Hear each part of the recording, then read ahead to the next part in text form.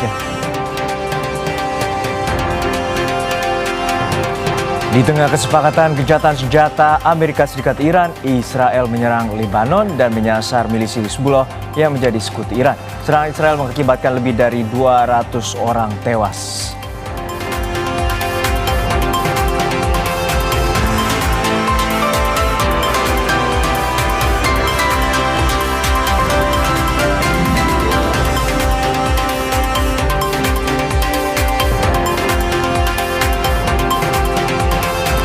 Iran merilis peluncuran gelombang serangan ke-100. Serangan yang menyasar Israel ini sebagai respons terhadap keputusan Netanyahu yang menyasar milisi Hizbullah di Lebanon.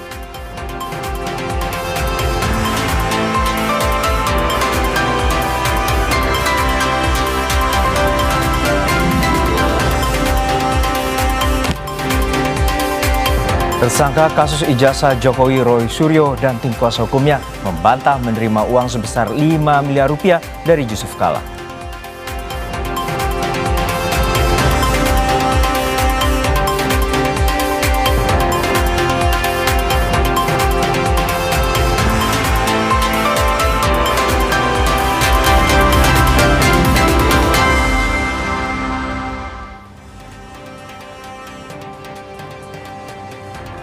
Halo selamat petang saudara, Anda menyaksikan program Berita Kompas Petang hanya di Kompas TV Independen Terpercaya. Sore ini bersama saya Cynthia Rompas. Dan saya Arjuno Pramudito, kita jelang Kompas Petang selengkapnya.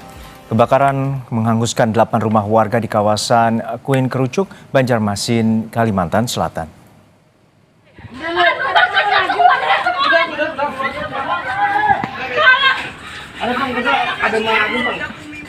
Api diduga berasal dari bagian atas salah satu rumah warga yang merambat hingga menghanguskan 8 bangunan, 5 diantaranya rumah tunggal. Sementara 3 lainnya merupakan rumah petak. Warga mengaku sempat mendengar suara ledakan sebanyak 2 kali yang diduga berasal dari elektronik ataupun LPG. Belum diketahui pasti penyebab kebakaran. Api dapat dipadamkan 1 jam kemudian, tidak ada korban jiwa dalam peristiwa ini.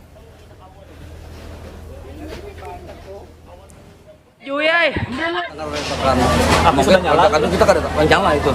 Kita kada tahu itu apakah itu dari kulkas, kita kada tahu kan, karena ada prion kan, kada tahu itu. Ada sempat berapa kali kedengaran? Kalau aku sih sempat dengar 2 kali aja, Bang. Kada lebih kerasnya bunyinya. Apakah bunyi ledakan pecahan kaca? 8 sama di gang sebelah. 8 bangunan itu.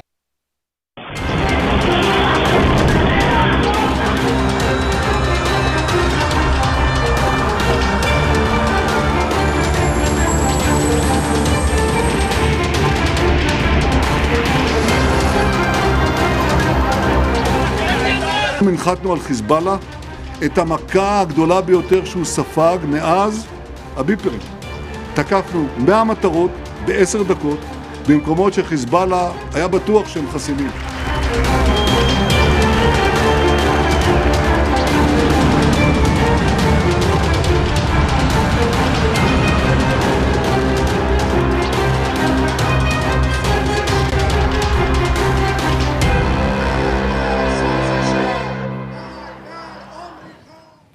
Saudara, Korps Garda Revolusi Iran merilis peluncuran gelombang serangan ke-100 untuk mengenang mantan pemimpin Hizbullah, Sayyid Hasan Nasrallah.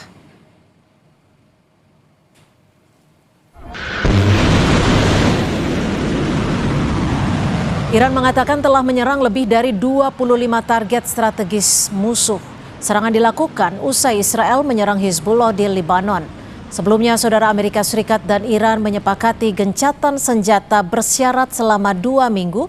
Dalam gencatan senjata itu, Iran menyodorkan 10 syarat. Di antaranya, penghentian agresi, termasuk ke Lebanon. Sementara Amerika Serikat menginginkan pembukaan Selat Hormuz.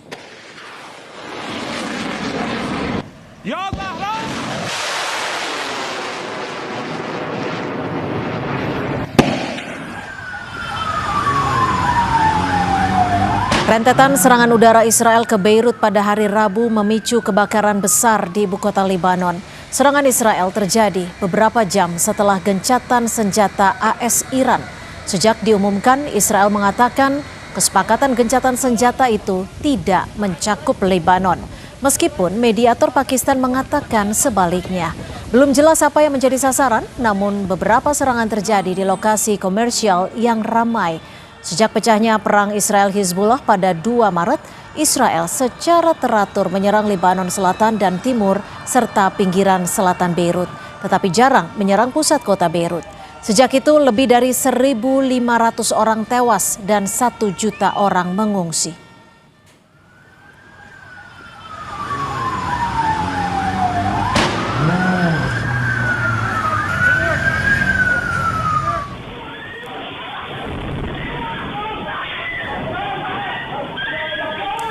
Media Turki Anadolu Agency melaporkan salah satu serangan Israel mengenai sebuah restoran di kawasan Al-Mazrah di jantung kota Beirut, Lebanon.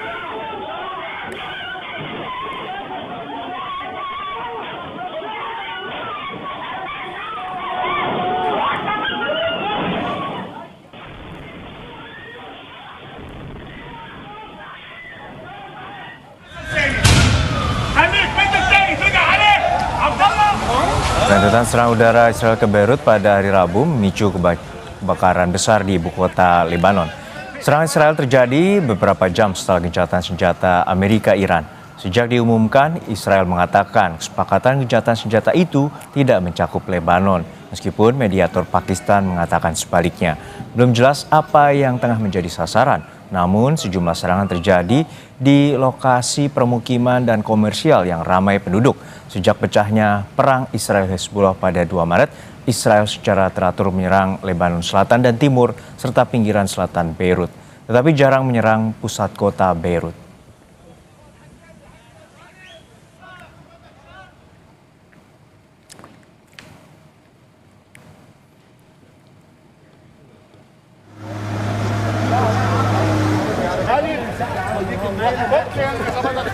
Pasukan Israel melancarkan serangkaian serangan mematikan ke Beirut dan di seluruh Lebanon Selatan.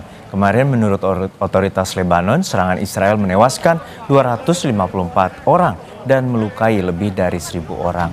Pasca serangan, pencarian korban di antara runtuhan bangunan di Beirut terus dilakukan.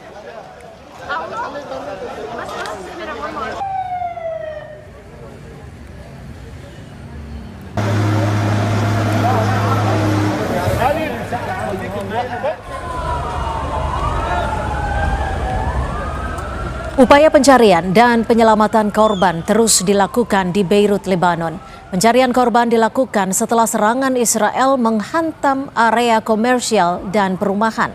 Petugas penyelamat mencari korban selamat dan tewas pada Kamis pagi waktu setempat.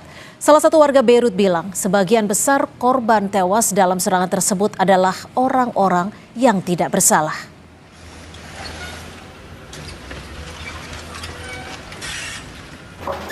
منك شايف دمر خربت البداية نزلت بالعالم الدنيا عملت اجرام مثل كل مرة مثل ما بمثلك منك شايف راح ناس ابرياء هون وهيك كل مرة بقول لك في حدا هون وما في حدا هون.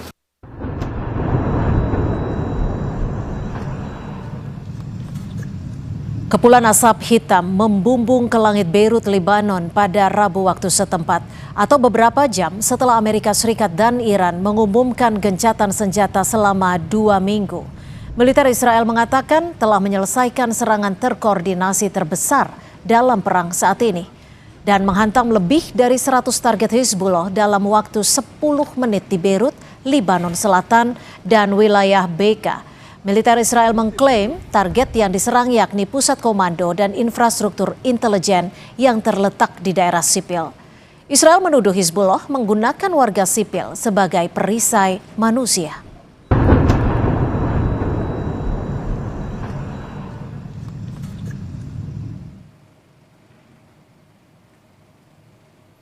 Militer Israel dalam serangannya mengatakan telah melumpuhkan pasukan dari divisi anti-tank Hizbullah dan menghancurkan gudang senjata mereka di Lebanon.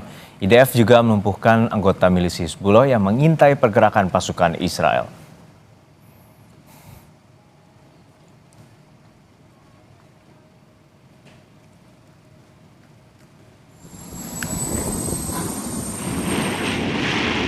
Militer Israel memamerkan sejumlah pesawat yang terlibat dalam operasi penyerangan ke Beirut. dan Lebanon Selatan. Israel mengatakan serangan pekan ini menyasar infrastruktur militer Hizbullah. Perdana Menteri Lebanon Nawaf Salam menuduh Israel menargetkan permukiman padat penduduk dan mendesak sekutu untuk membantu menghentikan serangan ke Lebanon.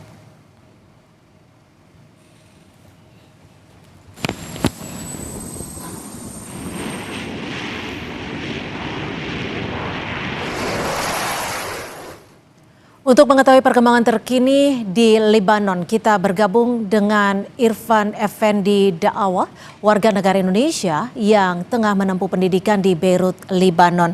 Selamat sore waktu Indonesia, Mas Irfan. Selamat sore waktu Indonesia dan selamat siang waktu Lebanon. Ya, Mas Irfan, sebelum kita memulai dialog kita sore hari ini, kondisi Anda bagaimana? Apakah masih dalam kondisi aman dan juga sehat, Mas Irfan? Alhamdulillah saya aman bersama keluarga saya di sini. Kemarin ketika ada waktu serangan saya di Beirut, cuman untuk pagi ini saya sudah meninggalkan Beirut. Kalau sampai Lain. saat ini, Mas Irfan, apakah masih terjadi serangan-serangan yang dilakukan oleh pihak Israel khususnya ke wilayah Beirut? Untuk pagi ini sejak itu kemarin sampai kemarin malam, untuk pagi ini tidak ada serangan di Beirut sama sekali. Cuman untuk malam tadi masih ada serangan di daerah selatan Lebanon.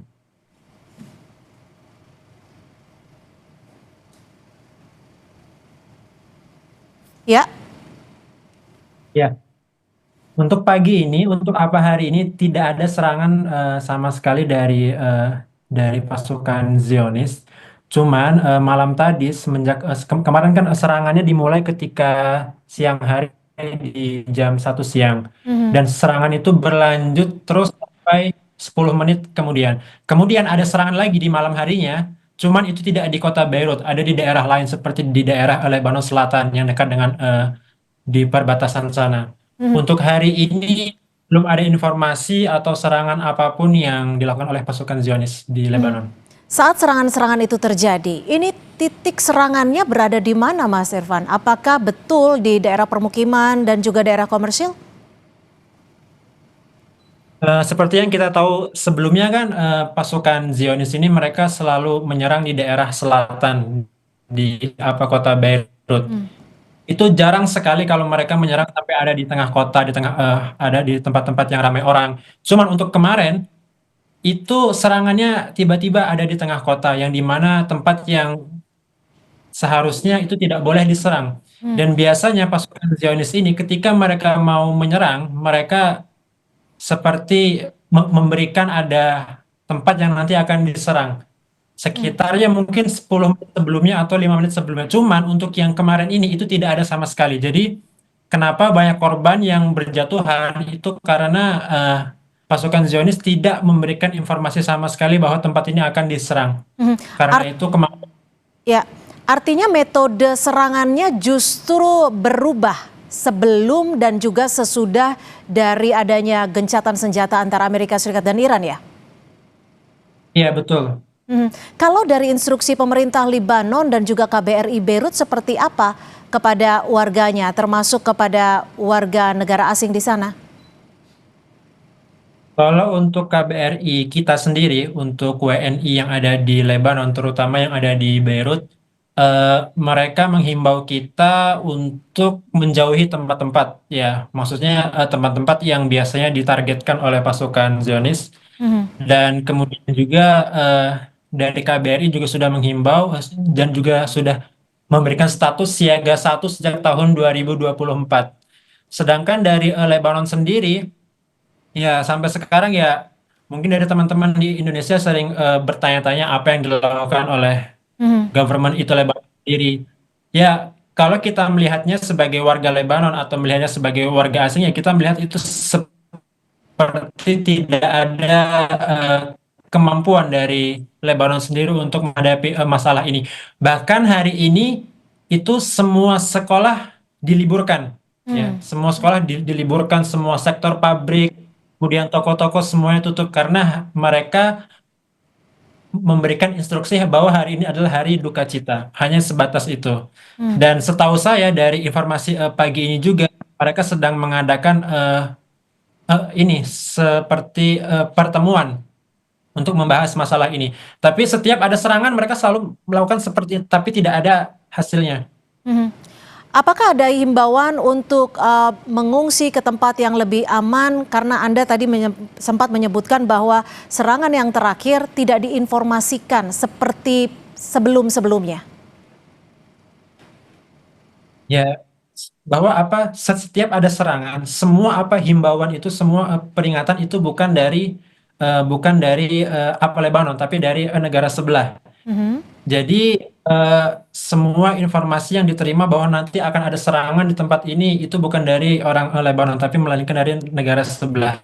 Cuman yang kemarin itu ya mereka tidak memberikan himbauan atau peringatan untuk pergi, dan juga tiba-tiba menyerang di tempat yang biasanya tidak diserang, yang seharusnya tidak boleh diserang. Ya, Mas Irfan, kalau memang situasinya berbeda, tidak ada informasi, apakah dari warga di sana, termasuk Mas Irfan sendiri, akan melakukan mengungsi ke tempat lain yang sudah mungkin bisa dikondisikan yang tempat yang lebih aman? Kalau sebagai WNI yang ada di Lebanon, jadi setiap WNI yang ada di Lebanon, kan kita di sini enggak banyak ya, karena memang sudah banyak yang pergi, sudah banyak yang dievakuasi ke Indonesia. Nah, dari KBRI sendiri itu mereka memberikan tempat untuk WNI yang kena dampak dari perang ini untuk mengungsi di KBRI di shelter. Jadi yang saya tahu ada sekitar 1-2 orang yang mungkin sekarang ada di KBRI untuk mengungsi dari konflik ini. Karena ini juga Mbak, tidak semua orang WNI bahkan orang Lebanon itu bisa pergi dengan aman. Contohnya sekarang kota Beirut itu full banget. Kota Beirut itu semuanya sudah macet full karena hampir semua orang dari selatan Lebanon dan dari pinggiran kota Beirut semuanya mengungsi ke kota Beirut di pusat kota. Ya. Dan tiba-tiba Ya. malah di pusat kota itu malah diserang juga. Jadi sekarang sedang ada kebingungan di masyarakat di kota Beirut, mereka harus pergi kemana lagi. Baik, terima kasih Mas Irfan Effendi. Tetap jaga keselamatan Anda dan juga tetap berada di wilayah yang aman. Mas Irfan Effendi, warga negara Indonesia di Lebanon. Usai jeda, saudara, tersangka kasus ijazah Jokowi, Roy Suryo dan tim kuasa hukumnya membantah menerima uang sebesar 5 miliar rupiah dari Yusuf Kala.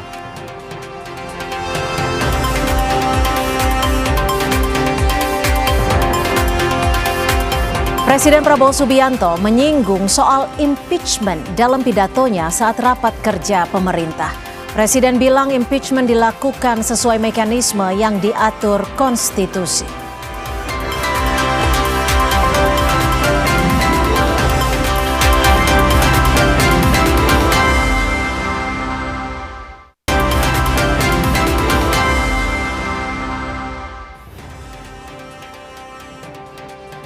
Terima kasih Anda masih bersama kami di Kompas Petang. Saudara, tersangka kasus ijazah Jokowi, Roy Suryo dan tim kuasa hukumnya membantah menerima uang sebesar 5 miliar rupiah dari Yusuf Kala.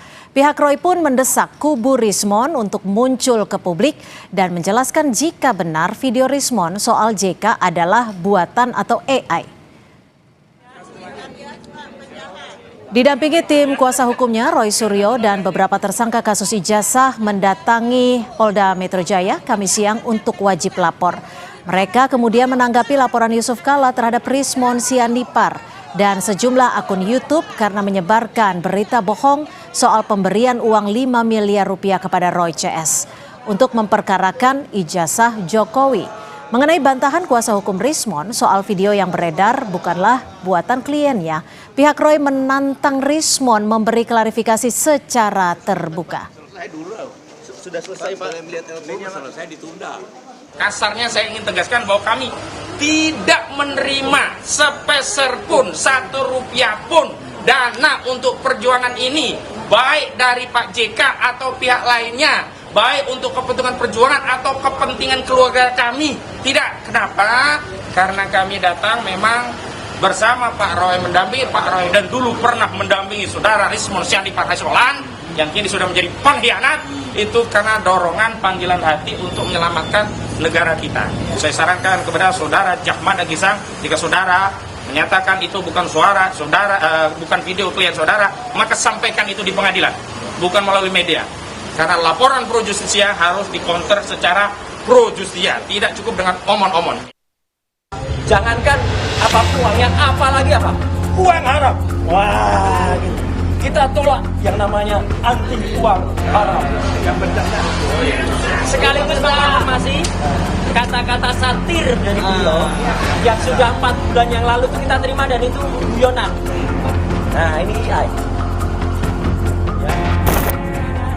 Kubu Roy Suryo mengapresiasi laporan mantan Wakil Presiden Yusuf Kala terhadap Rismon Sianipar atas dugaan penyebaran berita bohong soal JK memberi uang 5 miliar ke Roy CS untuk memperkarakan ijazah Jokowi. Pihak Roy pun menantang Rismon untuk jelaskan ke publik soal video yang diklaim kuasa hukumnya buatan AI. Sekaligus pernyataan Rismon di sebuah podcast bersama Andi Azwan agar memeriksa sumber pendana Roy CS di kasus ijazah. Adapun kemudian dikatakan itu kan hanya AI, ya. Yang memastikan itu artificial intelligence atau tidak, itu biar nanti penyidik, ya. Tidak boleh kita kemudian memastikan itu AI atau tidak. Karena maupun itu AI, apa yang dilakukan Pak JK itu adalah sudah benar.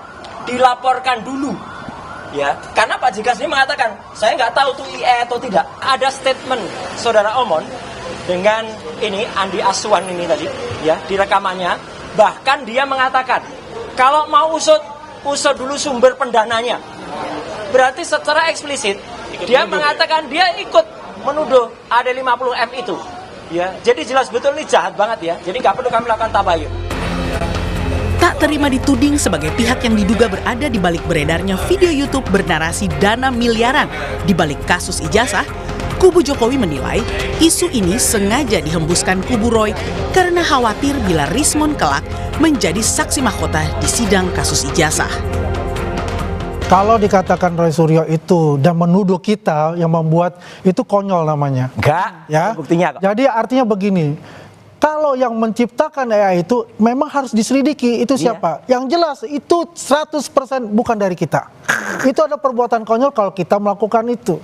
Jadi mereka sebetulnya merasa ya ketakutan kalau misalnya SP3 keluar itu dan Rismon menjadi saksi mahkota nanti di pengadilan, itu akan berbahaya kepada mereka. Ya, jadi ini dipermainkan sebagai panjang untuk opini publik, terlepas dari laporan Pak JK itu adalah hal yang tersendiri. Sebelumnya, usai melaporkan Rismon dan sejumlah akun YouTube di Bareskrim, JK tegaskan dirinya sangat terhina dengan tuduhan membiayai isu ijazah palsu Jokowi. JK juga meminta agar kasus ijazah segera dituntaskan dengan Jokowi memperlihatkan ijazahnya yang diyakini JK asli. Masa saya bayar orang 5 miliar untuk menyelidiki beliau? Itu tidak pantas dan tidak mungkin saya lakukan.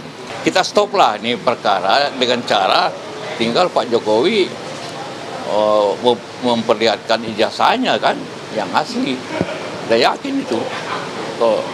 Itu aja supaya ini habis waktu kita. Hingga kini kasus ijazah yang menyeret Roy Suryo CS belum juga lengkap atau P21. Terakhir, Kejaksaan Tinggi DKI mengembalikan berkas perkara Roy CS ke penyidik Polda Metro Jaya pada awal Februari lalu. Tim Liputan, Kompas TV. Usai Yusuf Kala melaporkan Rismon soal tuduhan memberi 5 miliar rupiah ke Roy CS, kini pihak Roy menantang Rismon Sianipar untuk muncul ke publik. Selain itu, pernyataan Rismon agar polisi memeriksa sumber pendanaan kasus ijazah secara tak langsung membuat kubu Roy meradang. Lalu sejauh mana kebenaran soal isu dana miliaran di kasus ijazah Jokowi? Kita bahas bersama kuasa hukum Roy Suryo, sudah ada Bang Ahmad Kozinuddin di sambungan Zoom dan juga Ketua Harian BRN Relawan Prabowo Gibran, Bang Ade Darmawan di studio. Selamat petang Bang Ade. Selamat petang. Bang Kozi di Bang Kozi. Ya, petang semuanya. Mbak Cynthia. Oke, Bang Ade, ini kan sudah dilaporkan Yusuf Kala. Bang Rismon kenapa sampai saat ini belum keluar untuk mengklarifikasi? Sempat hubungi Abang nggak? Jadi gini, terkait persoalan ini sebenarnya kapasitas saya itu berbicara Rismond kayaknya agak lain ya. Kenapa? Karena saya juga dengan Rismond hanya bertemu 1 kali ya pada saat selain debat ya. Pada saat di Polda Metro. Pada saat itu kami minta untuk Rismond ketika mau restoratif, ya monggo silakan datang. Kita tentunya ada kesepakatan-kesepakatan yang harus ditandatangani pada saat itu. Terus kemudian datanglah Rismond dari Bali G ya, terbang jam 5 subuh, kemudian sampai ke Polda Metro Jaya, berjumpa kami, beberapa kesepakatan itu kita coba sempat alot karena salah satu relawan dari teman kami, Bang Maret Samuel Sauken, beliau masih bersikeras ya untuk tidak mau menyetujui itu. Nah jadi intinya bahwa saya hanya sekali bertemu Rismond dan banyak yang kita bicarakan tentunya dengan bukti-bukti otentik yang kenapa. Tapi setelah dilaporkan ini sempat ketemu Bang Rismond? Belum. Sempat kontak Bang Rismond? Belum. Anda menyarankan Bang Rismond untuk klarifikasi nggak? Ya jadi sebaiknya ini harus Rismond Sianipar atau penasihat hukumnya itu melakukan klarifikasi. Kenapa? Karena jangan sampai hal ini justru mengorbankan orang-orang lain lagi yang di sini saling lapor pasti. Tentunya Rismond juga bila itu tidak benar kan punya hak juga untuk melaporkan balik. Kalau misalkan itu tidak terbukti kan seperti itu. Saya ke Bang Kozi. Bang Kozi, kemarin Andi Aswan bilang isu uang miliaran rupiah ini sengaja digembor-gemborkan kubu Anda supaya Rismond diperiksa agar tidak jadi saksi mahkota di persidangan nantinya. Tanggapan Anda seperti apa, Bang Kozi? Bismillahirrahmanirrahim. Jadi saya pikir itu adalah argumentasi yang sangat naif karena hari ini maupun sebelumnya kami tidak membutuhkan sama sekali argumentasi seorang Rismond Sianipar untuk membuktikan ijazah saudara Joko Widodo palsu. Apalagi pas gelar perkara khusus 15 Desember 2025 di mana kami tim penasihat hukum juga tersangka diberikan akses untuk melihat langsung ijazah saudara Joko Widodo yang disita oleh Polda, dan dari situ kami meyakini bahwa ijazah itu memang bermasalah. Kenapa? Karena selama ini ijazah yang diteliti oleh Pak Roy dan kawan-kawan adalah ijazah yang sama yang disita oleh Polda, yakni sebuah dokumen berijazah dengan foto seorang lelaki berkumis tipis dan berkacamata, yang itu kemudian kami yakini bukanlah foto Jokowi dan itu menjadi dasar bahwa ijazah itu bermasalah. Yang kedua, berkaitan dengan langkah yang ditempuh Pak JK, yang sangat kami apresiasi adalah apa yang disarankan oleh Pak JK kepada saudara Joko Widodo untuk segera menunjukkan ijazah aslinya. Karena berulang kali seluruh rakyat meminta itu, dan sudah ada presiden yakni Pak Asrul Sani memberikan contoh teladan yang baik sebagai seorang negarawan untuk mengakhiri polemik berbangsa dengan menunjukkan ijazahnya, tapi langkah itu tidak pernah ditempuh oleh saudara Joko Widodo. Justru saudara Joko Widodo mengambil langkah yang panjang dan melelahkan dengan merahkan sejumlah buzzer, termasuk orang-orang yang tidak ada kepentingan dan kaitannya dengan perkara ini, untuk melakukan tindakan-tindakan yang mengalihkan pada substansi perkara, yakni masalah ijazah. Masalah dana ini kan mengalihkan dari substansi perkara. Padahal kalau fokus pada substansi perkara, kita justru sudah sangat siap untuk membawa perkara ini di persidangan. Kenapa? Karena yang dibutuhkan hanyalah forum persidangan untuk mengamplifikasi keyakinan kami bahwa ijazah itu adalah ijazah palsu. Karena dengan adanya persidangan, maka seluruh rakyat, setidaknya orang yang ada di persidangan, ya peserta persidangan yang kemudian disiarkan oleh media, memang bisa mengakses langsung ijazah yang selama ini konon menurut Jokowi akan ditunjukkan SD, SMP, SMA di pengadilan. Jadi ketika kubu Anda sudah siap untuk melaju ataupun masuk ke area persidangan, lalu apa sebenarnya menurut Anda yang terjadi saat ini ketika muncul justru isu baru yang naik ke permukaan publik? Apakah memang ada dugaan Anda bahwa pihak Pak Jokowi enggan untuk melaju ke persidangan atau bagaimana? Justru itu yang kami yakini, saudara Joko Widodo merasa dirinya salah perhitungan, terjebak dengan manuver saat dirinya melakukan pelaporan polisi pada tanggal 30 April 2025. Stop sampai di situ. Gimana Bang Ade? Betul jadi, salah perhitungan atau gimana? Ini sebenarnya lari dari substansi pembicaraan kita sore ini. Jadi gini, kalau terkait persoalan pengadilan, saya rasa orang yang paling siap untuk ke pengadilan adalah Bapak Insinyur Joko Widodo. Kenapa saya bilang begitu? Karena kita adalah pihak pelapor. Tidak mungkin seorang mau melaporkan sesuatu bila mana dia tidak menginginkan peradilan. Dan untuk merecovery nama baik beliau, tentunya ya instrumennya adalah pengadilan. Nah, sehingga saya rasa apapun yang diucapkan dari kuasa hukum kubu Roy itu pasti seperti itu. Dengan trik bahwa ini tidak berani lah. Tetapi kalau tidak berani kan kita tidak mungkin melapor dari awal. Intinya bahwa kemudian teman-teman ini merasa bahwa tidak beraninya Bapak Jokowi karena adanya P19 dan lain sebagainya serta ada restoratif justice. Perlu saya ingatkan bahwa restoratif justice itu adalah instrumen hukum, disediakan oleh hukum untuk bisa dijalankan atau tidak diterima, tentu dengan kesepakatan. Nah, kesepakatan ini sudah ditempuh oleh Rismond. Kita kembali ke situ kalau kita berbicara itu. Tapi apapun itu ya, Bang Kosi, kalau Bang Kosi siap 1 kali, kami siap 1000 kali untuk pengadilan. Bang Ade, ini kan selain video soal Pak Yusuf Kalla memberi uang 5 miliar, kubu Roy juga tantang ucapan Rismond soal periksa sumber dana 50 miliar. Dan di balik kasus ini, saya mau tahu sebenarnya sejauh mana sih dari pihak Anda mengetahui soal isu uang ataupun aliran dana di balik isu ini? Nah, dari media sosial yang beredar, ya banyak sekali yang mengedarkan hal-hal seperti ini. Saya pun melihat sempat juga terpancing kok Bapak Yusuf Kalla sebagai seorang wakil presiden 2 periode dan kaliber dalam politik. Betul. Ya kan, ini ikut-ikut serta. Nah, tetapi ketika diamati dan sudah diklarifikasi dan Pak JK sendiri melaporkan, tentunya kami merasa lega dan tentu mendukung setiap kegiatan-kegiatan yang melanggar hukum. Artinya termasuk mendukung nggak ucapan Pak JK yang meminta bahwa Pak Jokowi langsung saja tunjukkan ijazahnya supaya nggak semakin panjang gitu. Saya rasa Pak Yusuf Kalla pada saat itu mengucapkan itu karena namanya beliau sibuk dengan kesibukannya, tidak update dengan persoalan. Karena kenapa? Kalau berbicara itu tentunya saya bisa menjawab Pak JK bahwa tidak perlu lagi kita menunjukkan karena itu sudah menang di KIP dan itu sudah jadi konsumsi publik, ya toh? Itu yang pertama. Bahwa sidang KIP mengizinkan itu, bukan hal rahasia lagi loh ya. Nah, terus kemudian yang kedua adalah UGM. Pak JK harus juga mengetahui itu bahwa di UGM pun itu sudah disampaikan. Ada beberapa teman-temannya Bang Kosi mengatakan tidak pernah mengatakan asli, tapi kami melihat ada video jelas-jelas Rektor UGM menyatakan asli. Jadi hal-hal ini adalah maintenance isu ya. Nah, sehingga saya tetap mendukung Pak JK mengambil langkah hukum, tetapi tentunya harus melaporkan akun-akun tersebut.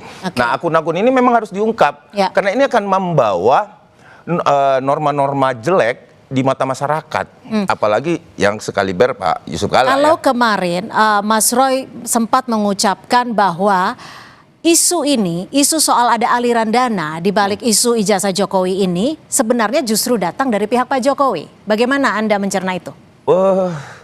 Saya rasa itu mungkin karena pembicaraan ya, yang dilakukan antar pertemuan ya. Kalau saya melihat Andi Aswan kemarin sempat bertemu, saya pun sempat bertanya kepada Rismond. Ini ada nggak sih sesuatu yang begini? Sempat di pertemuan itu. Tetapi Rismond tidak mengungkapkan lebih eksplisit. Cuman dia menyatakan ada... Jika tidak mengungkapkan lebih eksplisit, tapi sempat mengungkapkan artinya? Mengungkapkan bahwa ada pertemuan. Ya, yang dihadiri oleh Rismond. Tapi tanda kutip kita nggak mau membuka ini, biar Rismond sendiri lah. Karena ini siapa? Pertemuannya Rismond dan siapa? Ada seseorang yang ya katanya sih pernah menjabat ya. Tapi ya menjabat sebagai? Jangan. ini Mbak Cynthia dari kemarin paling jago mancing saya. Cuman biarkan Rismond dan pengacaranya yang menyampaikan itu. Karena saya rasa saya bilang sama Rismond bahwa kalau memang satu kebenaran, kita jangan menabrak norma-norma kebenaran itu. Kita harus berada pada kebenaran itu. Ungkapkan dong Rismond. Ayo keluar dari apa? Sampaikan di media secara gamblang, komprehensif pers. Saat ini Bang Rismond kan sebenarnya bisa disebutkan dalam tanda kutip sudah ada di kubu Anda karena sudah meminta restoratif justice dan sudah disepakati seperti itu meski belum ada SP3. Nah, saya jawab. Bagaimana? Apakah tidak hanya soal klarifikasi, karena yang diklarifikasi Bang Rismon adalah soal videonya yang AI, Ya. tapi substansi dan isinya tuh tidak. Oke, saya menjawab Singkat. bahwa kalau dikatakan bahwa Bang Rismon berada di kubu kita, tentunya secara personal, bukan di kubu ya. Secara personal, dia tidak pernah bagian daripada Bapak Insinyur Joko Widodo, itu yang pertama. Bahkan adalah musuh, ya. Yang saya mau tanggapi adalah dia bukan bagian dari itu. Secara personal, ya, pada saat pelapor dan terlapor menjadikan kesepakatan, ya, restoratif justice, karena kita berada di sisi pelapor ya, khususnya Prodi Bersatu ya. Nah, tentunya ya kita akan berkawan dong, dari lawan menjadi kawan. Udah bestie belum? Secara kesepakatan, tentunya. Oke. Nah, justru itu saya juga dari permohonan-permohonan itu, Bang Rismon harus membuka ini. Kalau memang ada pertemuan-pertemuan siapa aja yang di situ, buka dong. Oke, saya kembali ke Bang Kozi. Bang Kozi, ini kan Mas Roy sempat bilang, usut dong sumber pendanaannya dari mana. Ini maksudnya bagaimana?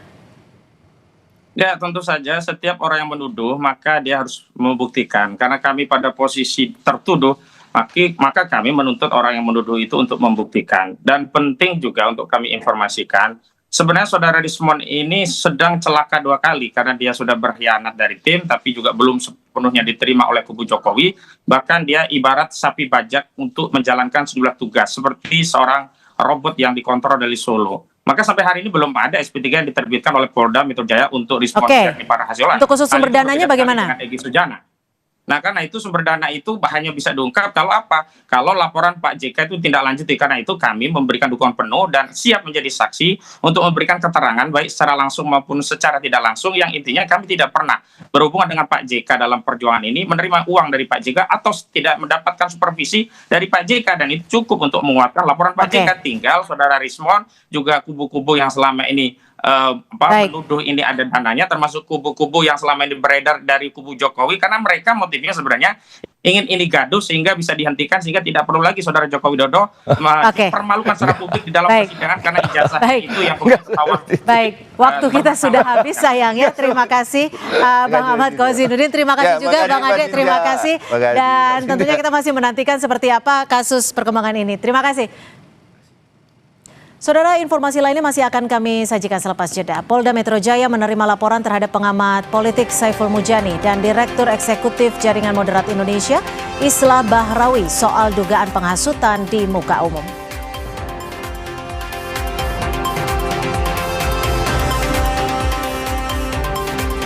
Di tengah gencatan senjata, Israel membombardir serangan ke sejumlah wilayah Lebanon dan menyasar milisi Hizbullah yang menjadi sekutu Iran. Sejumlah warga terluka, Iran mengancam mundur dari gencatan senjata.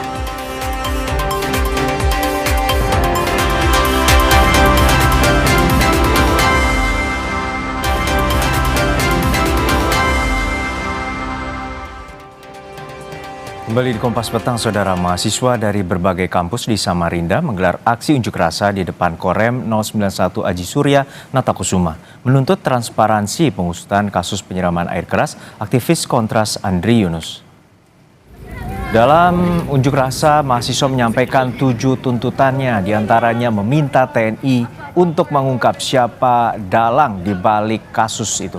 Dandim 0901 Samarinda Kolonel Arif Hermat menyatakan menemui mahasiswa dan setuju dengan tuntutan mahasiswa agar kasus penyiraman air keras terhadap Andri Yunus diusut tuntas.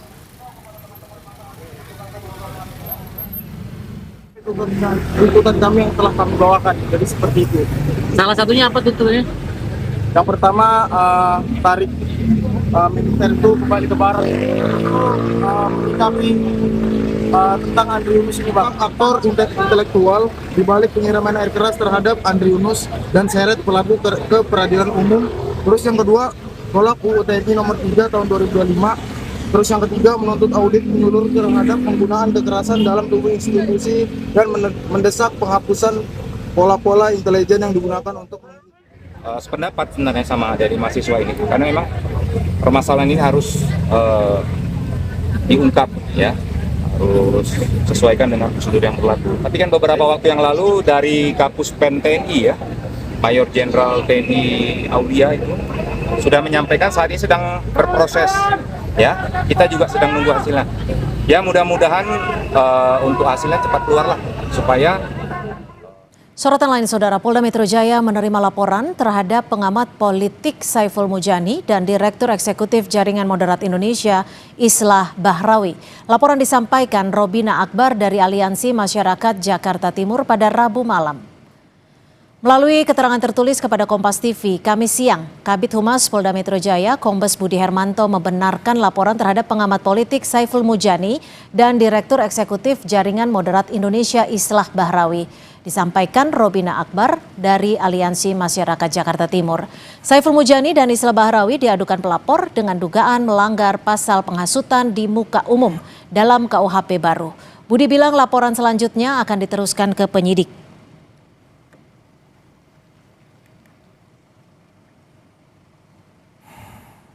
Kombes Budi Hermanto, Kabid Humas Polda Metro Jaya membenarkan bahwa laporan masuk pada Rabu 8 April 2026 sekiranya pukul 21.30 waktu Indonesia Barat. Laporan terkait pasal 246 Undang-Undang Nomor 1 Tahun 2023. Saat ini menurut Budi Hermanto laporan baru dibuat dan pastinya akan didistribusi ke penyidik dan akan disampaikan administrasi penyidikan.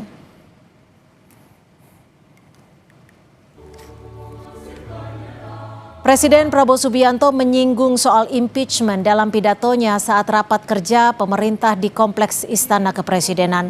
Presiden bilang pemerintah yang dinilai tidak menjalankan fungsinya dengan baik dapat diganti oleh rakyat.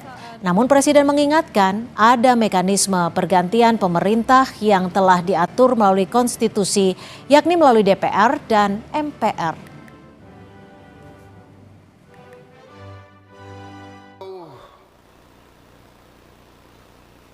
Ada pemerintah yang dinilai tidak baik, ya gantilah pemerintah itu, ada mekanismenya. Dengan baik, dengan damai, bisa melalui pemilihan umum, tidak ada masalah. Bisa juga melalui impeachment, tidak ada masalah. Tapi impeachment ya melalui saluran. Ada salurannya, DPR, MK, MPR dilakukan, tidak masalah. Dalam sejarah kita telah terjadi beberapa pergantian. Percayalah kepada sistem yang telah dibangun oleh pendiri-pendiri bangsa kita.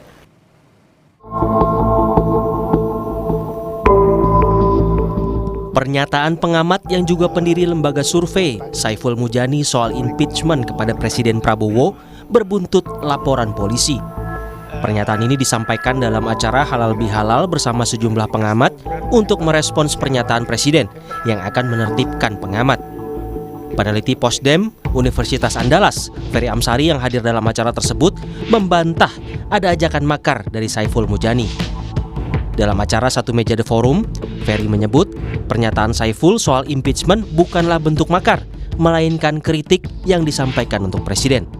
Apalagi seorang profesor, nggak pakai pengumuman di depan halayak ramai untuk kemudian melakukan makar. Jadi salah niatnya betul. Memberikan sikap ini politik. Niatnya untuk mengkritik Presiden, menjelaskan bahwa Presiden sudah menyimpangi konstitusi. Pasal 11 di BOP, sikap Presiden terkait perang, sikap Presiden soal MBG, sikap Presiden yang mengabaikan undang-undang. Nah ini yang kemudian mau dikoreksi. Ini ada niat baik orang mengoreksi di luar, sebenarnya jauh lebih baik Mas Yogi dibandingkan di parlemen kalau mengoreksi. Karena orang di luar nggak punya kekuatan. Dalam program Satu Meja, Kepala Staf Kepresidenan, Kodari, menilai pernyataan Saiful Mujani soal menjatuhkan presiden bertentangan dengan konstitusi dan berpotensi menimbulkan konflik sosial. Sampaikan oleh Bang Saiful itu sesuatu yang pertama ya tadi dia kalau kita baca dalam konteksnya itu menjatuhkan presiden itu adalah ya di luar di luar konstitusi. Jadi Pak Saiful itu dia bertentangan dengan konstitusi. Penyebutnya adalah sikap politik. Itu satu. Yang kedua, pergantian presiden lewat mekanisme yang di luar konstitusi, di luar pemilu, itu ketidakpastian politiknya sangat besar.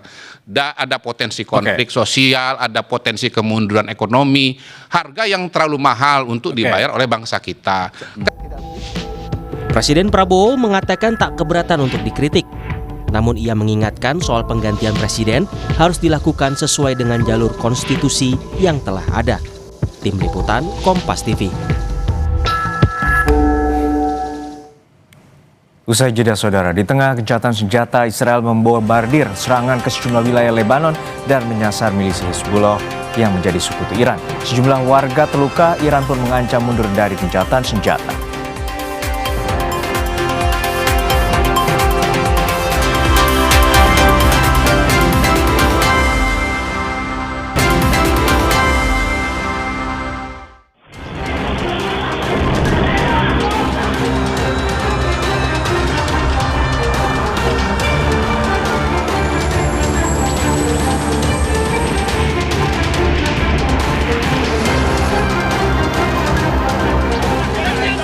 הנחתנו על חיזבאללה את המכה הגדולה ביותר שהוא ספג מאז הביפרים.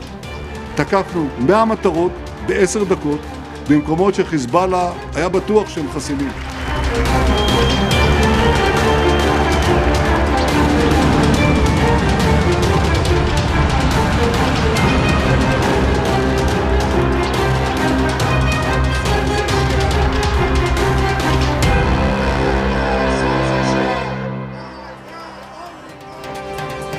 Korps Garda Revolusi Islam Iran merilis peluncuran gelombang serangan ke-100 untuk mengenang mantan pemimpin Hizbullah Syed Hasan Nasrullah. Iran mengatakan telah menyerang lebih dari 25 target strategis musuh. Serangan dilakukan usai Israel menyerang Hizbullah di Lebanon. Sebelumnya Amerika Serikat dan Iran menyepakati gencatan senjata bersyarat selama 2 pekan. Dalam gencatan senjata itu, Iran menyodorkan 10 poin syarat, diantaranya penghentian agresi termasuk ke Lebanon. Sementara Amerika Serikat menginginkan pembukaan Selat Hormuz.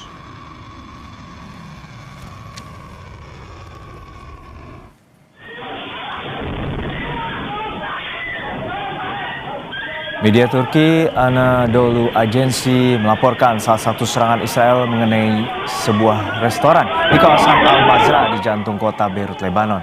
Momen serangan itu terekam kamera pengintai atau CCTV. Asap memenuhi ruangan, para pekerja pengunjung yang berada di restoran pun panik dan berlarian.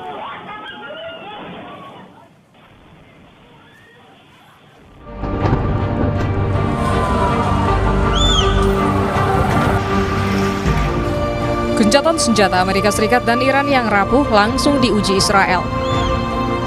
Israel tetap menggempur Hizbullah, pergerakan perlawanan di Lebanon yang mendukung perjuangan Iran saat digempur Israel dan Amerika. Serangan Israel ini melanggar syarat gencatan senjata yang diajukan Iran. ואנחנו נשיג אותם או בהסכמה או בחידוש הלחימה. כי אנחנו ערוכים לחזור ללחימה בכל רגע שידרש. האצבע על ההדק. איראן נכנסת למשא ומתן הזה כשהיא מוכה, כשהיא חלשה מאי פעם. היא התחייבה לפתוח את מצרי הורמוז לאחר שהיא ויתרה על כל התנאים המקדימים שהיא הציבה. היא ויתרה על ביטול הסנקציות, קבלת פיצויים, סיום סופי של המלחמה וגם הפסקת אש בלבנון. Padahal sebelumnya mediator gencatan senjata Amerika Serikat Iran, Perdana Menteri Pakistan Shehbaz Sharif telah mengumumkan penghentian agresi disepakati termasuk di Lebanon.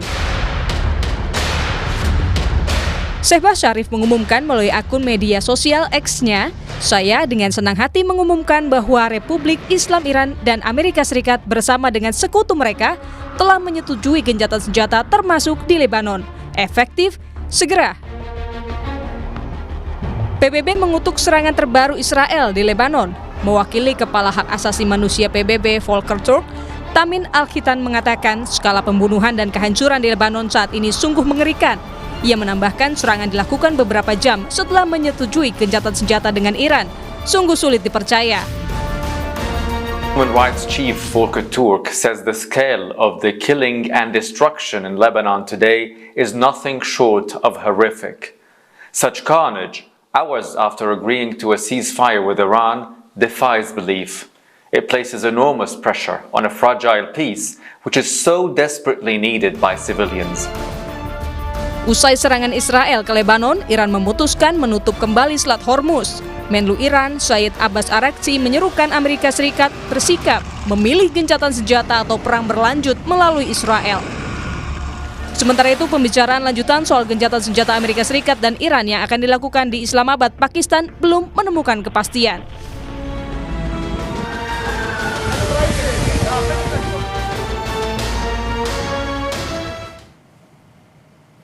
Besok merupakan pertemuan perdana antara Iran dan Amerika Serikat untuk membahas gencatan senjata. Namun situasi kembali memanas usai serangan Israel ke Lebanon. Lalu apakah perdamaian di kawasan Timur Tengah akan tercapai? Kita akan bahas bersama dengan Guru Besar Hubungan Internasional St. Petersburg State University, Ibu Koni Rahakundini, dan juga pakar intelijen Center for Intermestic and Diplomatic Engagement, CIDI, Anton Ali Abbas. Selamat sore Bu Koni dan Pak Anton, semoga sehat-sehat selalu. Ya, saya ke Bu Koni. Bu Koni, ini kita melihat bahwa upaya Israel ini tidak mengindahkan kesepakatan gencatan senjata antara Amerika Serikat dengan Iran. Dan saat ini apakah ada upaya sabotase atas gencatan senjata itu, karena pada saat ini posisinya Iran kembali menutup Selat Hormuz? Saya tidak mau lompat ke sabotase ya, tapi situasi ini adalah bukti nyata bahwa di era multipolar ini gencatan senjata dan resolusi Dewan Keamanan PBB itu bisa menjadi alat collective security. Ya, bisa bukan menjadi alat collective security, tapi malah melainkan dia arena of power atau arena of politic power. Nah, kita bisa lihat misalnya bagaimana ceasefire ini, situasi aktual after ceasefire. Netanyahu itu menyatakan ceasefire itu tidak berlaku untuk Lebanon. Jadi itu sudah langsung dinyatakan, sehingga dibuka tadi kan dibilang memang ceasefire ini sangat rapuh, karena begitu dinyatakan Netanyahu langsung bilang bahwa ini tidak berlaku untuk Lebanon. Dan dari perspektif geopolitik ini contoh klasik proxy war yang meluas. Nah, Israel juga itu menunjukkan operation Eternal Darkness. Tadi kita bisa lihat bagaimana serangan udara terbesar sejak perang dimulai. Dan kalau tidak salah kutip dari berita-berita yang saya terima, itu sudah 254 orang tewas. Artinya sekitar 100 target dalam hitungan 10 menit terjadi korban di Lebanon bagian selatan. Nah, kalau kita lihat memang akhirnya ini hanya tactical pause ya. Kalau kita lihat ceasefire-nya sendiri itu hanya tactical pause saja. Baik beberapa pengamat dunia maupun kami juga di sini melihatnya, karena sekali lagi ceasefire ini tidak mencantumkan Lebanon. Dan ini Iran menganggapnya, dari sisi Iran ya, ini adalah agresi terhadap Iran, karena kita tahu lah kemudian Iran menutup Selat Hormuz karena dia merasa ini adalah bagian dari menyerang Iran juga. Nah, Israel sendiri menurut Nathan Brown ya dari Carnegie Endowment, dia bilang bahwa Israel ini sebenarnya sudah siap forever war. Jadi kalau kita lihat sekarang Iran tuh katanya siap untuk apapun, at the same time Nathan melihat bahwa Israel juga akan siap melawan Hezbollah di poros Iran sebagai forever war. Dan ini artinya kita nggak boleh bicara tentang solusi yang komprehensif, tapi ini akan terjadi prolonged managed konflik dengan resiko spillover global yang sangat parah. Pertanyaannya kan sederhana, kenapa sih Israel menggempur Hezbollah? Kan begitu. Ini mesti dipahami dulu nih oleh semua orang bahwa Hezbollah itu adalah sekutu dekatnya Iran, atau dianggap poros perlawanannya lah oleh Israel. Sehingga Israel menganggap Hezbollah itu adalah ancaman langsung untuk perbatasan utaranya. Dan ini kemudian membuat Israel menghancurkan kemampuan Hezbollah adalah prioritas keamanan nasional mereka. Jadi kita bisa lihat, walaupun reaksi kepala tadi HAM PBB ya, Volker sudah bilang itu horrific, kita juga lihat Sekjen Antonio Guterres bilang bahwa ini unequivocally menurut dia. Dan Palang Merah sudah menyatakan ini outrage atas kematian dan kehancuran begitu masif. Ini serangannya demikian besar sehingga disebut sebagai indiscriminate strike. Kemudian kita lihat juga Lebanon Speaker sudah bicara, dia bilang bahwa ini adalah barbaric things to do to Lebanese. Ya, agresinya, dan Qatar sudah mengutuk, Turki sudah mengutuk, Turki bilang ini firmly condemned. Kemudian Arab juga sudah menyatakan ini adalah sabotase sebesar-besar Israel terhadap ceasefire yang sudah dilakukan. Even Archbishop Timothy Broglio, dia sudah menyampaikan dari awal, sebenarnya menarik nih pandangan Archbishop, melihat bahwa kalau Lebanon tidak disertakan dari awal, pasti ini akan batal. Dan ini sudah terbukti beberapa jam kemudian terjadi ini. Jadi memang sudah banyak yang memperkirakan ini tidak akan berhasil baik gitu loh. Karena tadi urusan Lebanon yang belum dimasukkan. Ya, ke Pak Anton. Pak Anton, kita mengetahui bahwa kesepakatan gencatan senjata itu ada 15 poin yang diajukan oleh Amerika Serikat dan juga 10 poin dari Iran, dan salah satunya adalah tidak ada serangan agresi ke Iran maupun wilayah proksi dan juga termasuk Lebanon. Untuk saat ini serangan ke Lebanon tentu menjadi perhatian besar karena di tengah situasi gencatan senjata 2 pekan. Untuk saat ini apakah Anda melihat bahwa serangan dari Israel ke Lebanon ini juga disetujui oleh Donald Trump? Pertama, memang itu sebenarnya, jadi apa yang dilakukan oleh Israel itu sudah diprediksi oleh Joe Ken, mantan kepala Badan Nasional Kontraterorisme Amerika Serikat. Dia bilang ketika ketidakterlibatan Israel dalam rencana proses perdamaian ini bisa bisa mengkhawatirkan. Kenapa? Karena Israel kemudian bisa mengganggu proses perdamaian. Itu satu. Kedua, bagi saya apa yang dilakukan oleh Israel juga tidak mengherankan karena ini sebenarnya sinyalemen yang sudah disampaikan oleh Perdana Menteri Benjamin Netanyahu pada akhir Maret lalu. Dia bilang dia punya concern bagaimana kemudian ingin meluaskan buffer zone yang berada di Lebanon Selatan. Jadi dia punya concern itu. Jadi ini adalah serangan Jadi ketika kita bicara tentang konflik dia antara dengan Iran, inilah antara, jadi ada konflik antara karena dia punya concern sendiri terkait bagaimana meluaskan buffer zone. Jadi apa yang dilakukan oleh Israel kepada Lebanon itu memang jelas sudah diprediksi, walaupun kita bisa runut. Jadi ketika Amerika Serikat pada tanggal 23 Maret itu mengeluarkan 15 tuntutan, lalu direspon pada tanggal 24 Maret itu oleh Iran pada 5 tuntutan yang kemudian berkembang menjadi 10 tuntutan. Salah satu tuntutan yang tidak berubah adalah terkait bahwa perang regionalnya harus berhenti, dan itu memang sulit untuk mencari titik temunya dengan Israel karena Israel juga paham bahwa Hezbollah itu juga punya ultimate goal sendiri, yaitu apa? Menghapuskan Israel dari muka bumi. Sementara Israel juga punya ultimate goal menghapus Hezbollah dari muka bumi. Jadi ini akan menjadi sulit gitu. Jadi bagi Israel mencoba memisahkan bahwa perang mereka dengan Hezbollah itu adalah tidak sama dengan. Jadi tidak serta-merta sama dengan antara perang mereka dengan Iran. Jadi tidak mengherankan ketika kemarin selang beberapa jam dari proses perdamaian, Israel kemudian menunjukkan eksistensinya memerangi Hezbollah gitu. Jadi memang bagi saya ini sudah mulai diprediksi dari awal karena pada akhir Maret lalu Perdana Menteri Benjamin Netanyahu sudah ngasihin bahwa mereka ingin memperluas itu. Artinya apa? Memang sengaja untuk memelihara 2 medan laga. Jadi satu medan laga yang namanya dengan Iran itu sudah berhenti, tapi dengan Hezbollah di Lebanon Selatan tetap akan diperhatikan karena dia punya concern untuk meluaskan wilayah itu. Nggak heran kemudian ada tentara kita yang menjadi gugur dan lain-lain. Itu kan adalah konteks pidato Netanyahu akhir bulan lalu, Mas.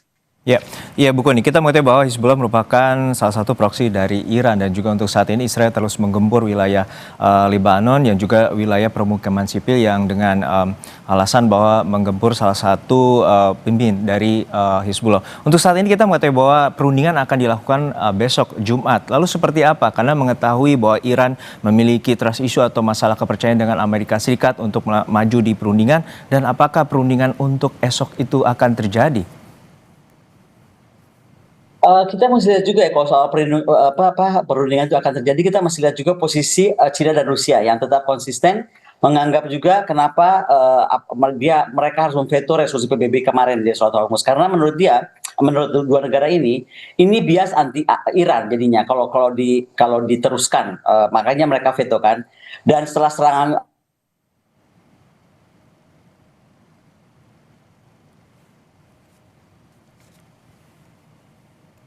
ya. Tadi terputus ya? Ya, terputus. Silakan Ibu Kony. Ya, hilang sinyalnya, maaf saya ulang ya. Ya, jadi silakan. tadi terkait Rusia dan China memveto resolusi PBB karena merasa bahwa ini adalah bias anti Iran yang terjadi. Karena bagaimanapun serangan ini dimulai karena kritik masalah akarnya itu ada di US dan Israel. Tapi saya juga melihat bagaimana reaksi Trump. Trump itu juga bilang bahwa dia tidak akan pernah memasukkan Lebanon karena Lebanon itu adalah separate skirmish menurut Trump, karena Hizbullah. Di lain sisi, White House Press Secretary Caroline Leavitt juga bilang sejak awal Lebanon itu nggak mungkin dimasukkan, dia perkecualian. Nah, Pertanyaannya kemudian adalah, kalau untuk saya, kenapa sih resolusi 1701 itu nggak dihormati? Ini yang kita harus bawa, dan saya berharap sebenarnya itu dibahas juga ya. Karena gini, ini resolusi ini adalah mengakhiri perang dari Israel Hezbollah sejak 2006, which is 20 years ago ya. Dan intinya itu adalah bagaimana terjadinya gencatan senjata penuh, bagaimana juga penarikan pasukan, bagaimana zona bebas senjata, dan yang terakhir adalah disarmament. Baik. Tapi kenapa resolusi 1701 itu nggak terjadi? Karena menurut saya dan banyak menurut orang juga, kita itu semua tidak menguasai akar masalah kekuatan Hizbullah sebagai proksi Iran dan ketidakpercayaan Israel terhadap negara Lebanon gitu loh. Jadi Iran nggak percaya juga pada Amerika, tapi dari sisi juga Israel nggak percaya terhadap Lebanon. Dan ini artinya resolusi 1701 itu hanya dihormati di atas kertas selama ini 20 tahun, tapi dilanggar di lapangan. Kegagalan diplomasi terus tengah. Pertanyaannya adalah begini, berapa puluh tahun lagi kita harus menunggu gitu sehingga kita tetap bertahan pada resolusi 1701 yang jelas-jelas punya kelemahan. Dia tidak punya mekanisme sanksi kuat atas chapter 7 yang dapat memaksa compliance gitu kan. UNIFIL hanya boleh mendukung LA gitu kan, bukan memaksa disarmament gitu. By the way, kita ada di sana dan berduka cita untuk semua perwira kita yang gugur dan prajurit kita yang gugur. Nah, UNIFIL sendiri posisinya susah ya Mas, karena sering dituduh sebagai accommodating the Hizbullah. Nah, posisi UNIFIL yang dianggap accommodating the Hizbullah ini ya membuat keselamatan pasukan UNIFIL itu adalah dalam bahaya sebenarnya. Sehingga keputusan Pak SBY kemarin untuk membuat UNIFIL segera ditarik mundur tentara kita itu adalah hal yang sangat penting. Nah, yang paling penting kenapa resolusi ini nggak terjadi? Tidak pernah ada kekuatan eksternal yang netral, yang kuat, yang bisa memaksa kedua pihak itu untuk duduk dan berdamai gitu. Jadi Hezbollah nggak pernah mundur gitu kan dari misalnya Utara Litani gitu, dan stockpile rudal mereka itu terus bertumbuh. Kalau nggak salah ya stockpile rudal mereka udah 200 ribuan. Dan itu artinya secara apapun juga kita melihat jadinya seolah-olah ada state within state gitu loh dengan dukungan Iran. Ini kalau kita lihat dari perspektif mereka gitu.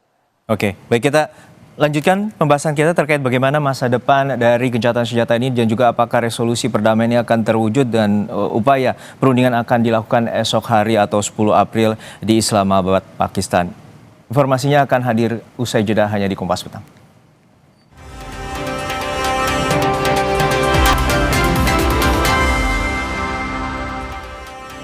Anda masih menyaksikan Kompas Petang terkait dengan upaya gencatan senjata dan juga perdamaian di Timur Tengah. Kita akan membahasnya bersama dengan Guru Besar Hubungan Internasional St. Petersburg State University, Koni Rahakundini Bakri, dan juga pakar intelijen CIDE, Anton Aliabas. Tadi Mbak Koni atau Bu Koni bilang bahwa resolusi 1701 ini yang telah diterbitkan sejak 2006 ini sulit terwujud dan hingga saat ini masih menjadi situasi yang sangat pelik, terutama di Timur Tengah. Saya menuju ke Pak Anton. Pak Anton, untuk saat ini sebenarnya apa upaya yang bisa dilakukan oleh negara-negara termasuk Liga Arab maupun Amerika Serikat sendiri agar Israel untuk sementara waktu menghormati gencatan senjata yang terjadi? Pertama harus dipahami bahwa ketika kita bicara tentang situasi gencatan senjata memang ini rentan ya, karena Iran sendiri kan sudah menyatakan bahwa gencatan senjata ini bisa terjadi if dia bilang jika serangan itu halted gitu ya, di stop dulu gitu. Jadi ini yang memang memang dari awal ketika Trump mengeluarkan 15 poin dan lalu kemudian Iran itu mengeluarkan 5 poin dan terakhir adalah 10 poin itu jadi bahan negosiasi. Iran itu menjadikan dua hal setidaknya untuk ketika kita bicara tentang negosiasi perdamaian. Yang pertama adalah serangan dihentikan ke Iran, yang kedua adalah serangan ke depan itu tidak terjadi lagi. Walaupun kalau misalnya kita lihat dari pergerakan dari 5 poin menjadi 10 poin, ada poin yang tidak hilang misalnya bahwa perang regional itu juga harus berhenti. Jadi itu memang Iran dari awal itu mencoba memaketkan gitu ya, memaketkan bahwa apa yang terjadi di Lebanon dengan di Iran itu harus satu paket. Gitu. Jadi ini yang memang prosesnya akan menjadi pelik. Ini apakah kemudian nanti bisa berhenti atau gagal gitu ya, nanti lalu kemudian pecah perang lagi, itu akan sangat mungkin. Apalagi misalnya dari pihak Amerika Serikat sendiri menganggapnya bahwa 10 poin itu tidak masuk akal. Walaupun pada awalnya Trump bilang kan di media sosialnya bahwa ini adalah workable basis. Tapi kemudian dibantah oleh para pembantunya termasuk juga Wapres Vance yang juga jadi perwakilan Amerika Serikat di Islamabad. Karena bagi saya ketika Wapres Amerika Serikat ikut serta dalam pertemuan di Islamabad itu menjadi menarik karena itu. Anton? Oke, saya ke Bu Kony. Bu Kony, bahwa ini memang gencatan senjata menjadi sangat rapuh di mana Israel Sebenarnya juga punya posisi yang cukup sentral, bahwa dia juga tidak setuju dengan peperangan ini gitu. Jadi bagi saya ini menjadi menarik, walaupun lagi-lagi yang namanya proses negosiasi, apalagi negosiasinya ini juga kabarnya tidak langsung gitu. Jadi ini akan menjadi menarik gitu. Jadi bagaimana kemudian proses negosiasi ini berjalan lancar, walaupun ketika kita bisa melihat apa yang disampaikan oleh Perdana Menteri Pakistan melalui cuitannya misalnya, itu ternyata ada banyak pihak yang bekerja di belakang layar. Ada Turki, ada lalu juga Tiongkok. ada misalnya Tiongkok gitu. Jadi saya juga Tiongkok juga ikut terlibat gitu. Jadi tidak mengherankan tadi seperti apa yang disampaikan Bu Kony, bahwa apa yang terjadi di New York ketika resolusi yang disodorkan, yang diusulkan oleh Bahrain itu kemudian diveto oleh Tiongkok dan Rusia, karena selama ini yang kita tahu adalah Rusia yang dilibatkan oleh Trump ketika Presiden Rusia menelpon Presiden Iran, lalu Presiden Trump menelpon Presiden Rusia, kan pada awalnya itu yang terlihat. Tapi ketika Perdana Menteri Pakistan menyatakan berterima kasih kepada Cina, berarti Cina dalam konteks ini itu ikut sedikit banyak ikut juga mendorong agar bagaimana perdamaian ini bisa terjadi. Jadi tapi lagi-lagi apakah itu akan ada jaminan atau tidak, ini akan menjadi pelik, karena bagaimanapun juga bagi saya sebenarnya tidak hanya sekedar pada poin perang regional saja kan, tapi ada satu poin juga yang menjadi krusial, adalah poin soal pelucutan atau kebebasan Iran untuk pengayaan uranium. Karena bagi Iran itu adalah bagian yang menjadi posisi dia di 10 poin. Tapi sementara dari pihak Amerika Serikat menganggap tidak ada poin cerita tentang pengayaan uranium yang harus berdasarkan rezim dari NPT gitu. Ini bagi saya ada perbedaan, ini juga menjadi menarik karena klaim masing-masing juga lagi-lagi namanya juga nih subject to be discussed, subject to be negotiated. Inilah bagaimana kemudian 2 minggu ke depan itu akan sangat dinamis, yang akan jadi menentukan apakah kemudian perdamaian permanen itu dapat tercipta atau tidak. Karena bagi saya mungkin high call-nya dari Iran adalah perang regional gitu ya. Kenapa? Karena itu adalah proksi dia. Tapi itu high call. Tapi saja itu subject to be discussed. Tapi yang penting adalah misalnya dana reparasi melalui misalnya pungutan melalui Hormuz itu bisa diokekan. Lalu juga misalnya yang paling alot nanti nuklir misalnya itu bisa diokekan, itu yang akan menjadi menarik, walaupun ada beberapa hal yang akan pelik dan membutuhkan diskusi yang akan cukup mendalam. Baik, saya ke Bu Kony. Bu Kony, tentu ini masih sangat panjang prosesnya, terutama 2 pekan ke depan, bahkan 24 jam bisa jadi situasinya sangat berubah. Untuk saat ini seperti apa sebenarnya posisi Amerika Serikat, terutama target dari utama Presiden Donald Trump adalah pembukaan blokade dari Selat Hormuz. Lalu seperti apa dengan situasi saat ini? Iran kembali menutup, apakah lebih besar peluang yang diambil Amerika Serikat untuk berdamai atau kembali ke medan pertempuran?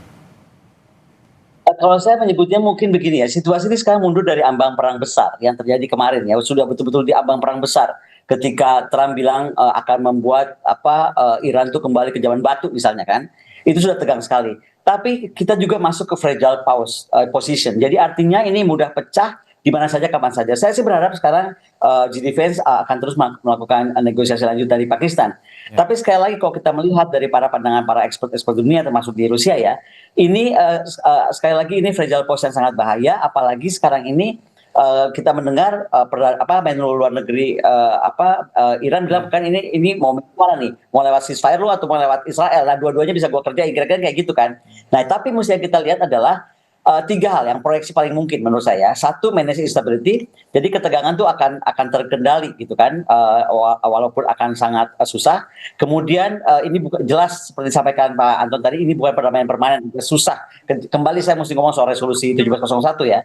Nah terakhir adalah bagaimana resiko eskalasi tinggi jika Israel terus maju dan Iran tuh akan balas secara besar-besaran, karena ini artinya sudah tidak mungkin ditahan, perang regional akan sangat-sangat terbuka. Nah yang saya mesti tekankan juga, ini dampaknya buat Indonesia nih agak parah nih sebenarnya. Kita berharap kalau kita ngomong soal bagaimana menahan fallout agar harga minyak tidak tembus ke $200 ya, karena kalau ini terjadi dalam berapa minggu ini masih bisa terkendali, mungkin seperti kemarin kita bahagia kan, dunia langsung turun ke 100 kan, itu turun tajam. Tapi resiko tembus di 150 sampai 200 itu ketika premis Israel Lebanon itu terus berlanjut. Nah, jadi perkiraannya sampai akhir Mei ini sampai ke awal Juni, maka diperkirakan udah pasti 150 sampai 200 tembus.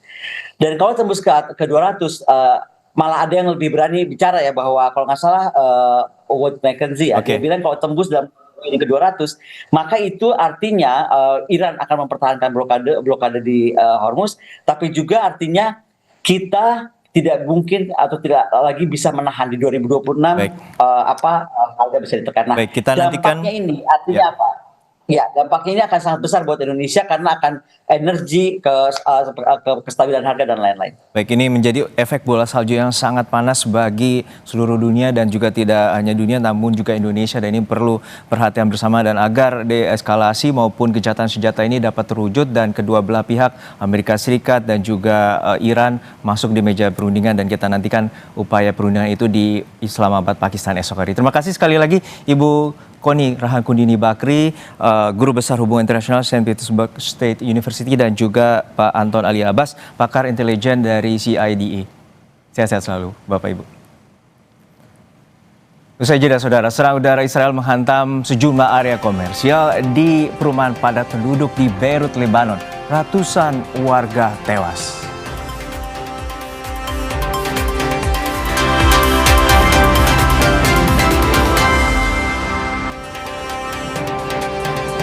Terima kasih Anda masih bersama kami di Kompas Petang. Saudara, rasa tenang warga Lebanon usai pengumuman gencatan senjata tiba-tiba berubah jadi kepanikan saat Israel menghantam beberapa area komersial dan juga perumahan padat penduduk di Beirut tanpa peringatan Rabu sore.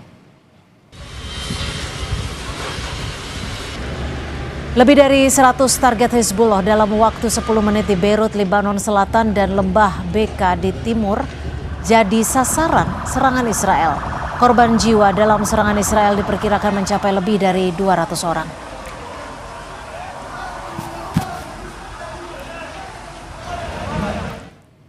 Pemerintah Indonesia memastikan belum mengambil keputusan menarik personel TNI yang tergabung dalam pasukan perdamaian sementara PBB. Indonesia masih melakukan evaluasi untuk menarik anggota TNI di Lebanon.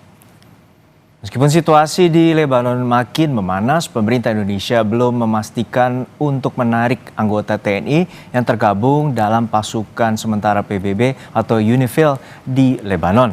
Menteri Sekretaris Negara bilang pemerintah melalui Kemlu masih melakukan koordinasi maupun evaluasi untuk memutuskan apakah perlu menarik personel TNI di Lebanon.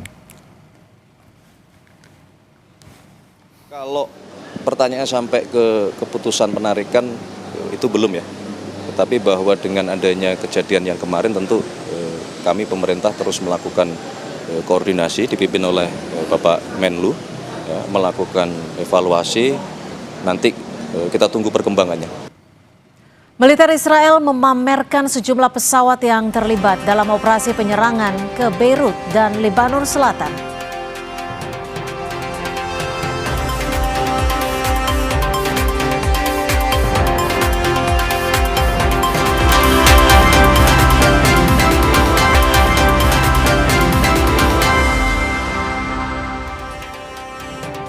Kembali di Kompas Petang, Saudara, militer Israel memamerkan sejumlah pesawat yang terlibat dalam operasi penyerangan ke Beirut dan Lebanon Selatan. Israel menyatakan serangan pekan ini menyasar infrastruktur militer Hizbullah. Perdana Menteri Lebanon Nawaf Salam menuduh Israel menargetkan permukiman padat penduduk dan mendesak sekutu untuk menghentikan serangan ke negaranya.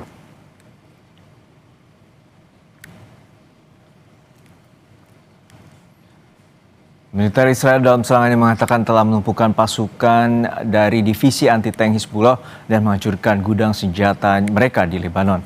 Israel juga melumpuhkan anggota milisi Hizbullah yang mengintai pergerakan pasukan Israel.